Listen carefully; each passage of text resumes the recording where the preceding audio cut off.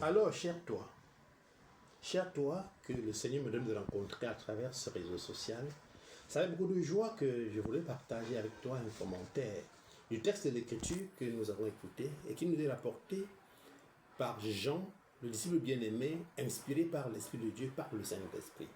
Nous apprenons à travers ce texte, en réalité, que le premier jour de la semaine qu'on appelle couramment le dimanche, Marie de Magdala, de qui Jésus-Christ avait chassé cette démon, était allée au sépulcre. Qu'allait-elle y faire? Elle allait embaumer le corps de Jésus, qui avait été mis au tombeau le jour, la veille de la Pâque le vendredi, sans avoir eu les soins mortuaires. Elle y allait pour faire donc cet exercice noble pour son Seigneur et son Sauveur.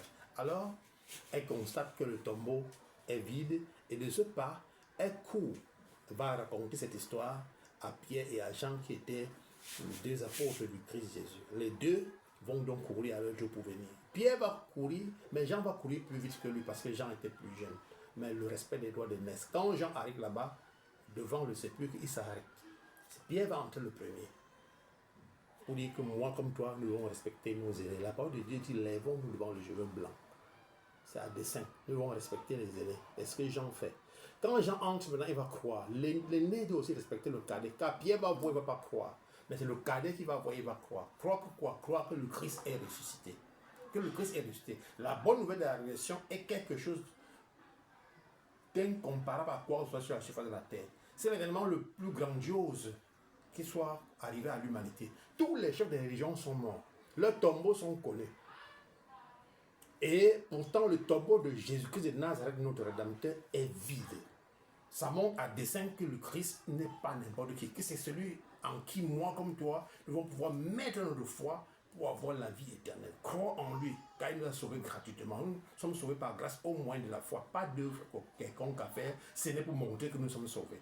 Voilà, le Christ est donc ressuscité. Alléluia, Jésus-Christ est vainqueur. C'est la bonne nouvelle. Il vit et vient bientôt enlever son église. Et l'église dans laquelle nous sommes. Alors quand Jean et Pierre constatent cela, ils vont retourner à la maison. Marie, le Magdala, va donc rester là à pleurer.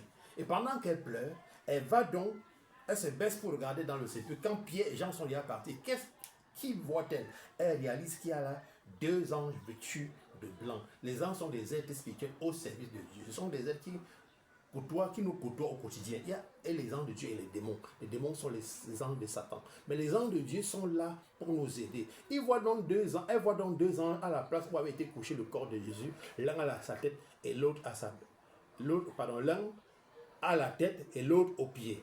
Et lui dit, et les anges lui demandaient pourquoi pleure-t-elle. Elle lui dit, si c'est vous qui l'avez enlevé, dites-moi, Seigneur, je ne sais où ils ont mis mon... Parce qu'elle leur répond, je pleure parce qu'ils ont enlevé donc le corps de mon Seigneur, je ne sais où ils l'ont mis. Exemple, cela, elle se retourne et fait étonnant, elle voit Jésus lui-même. Alors le ressuscité. Nul n'a vu l'instant de la résurrection. C'est un mystère, c'est du surnaturel divin. C'est du surnaturel en fait.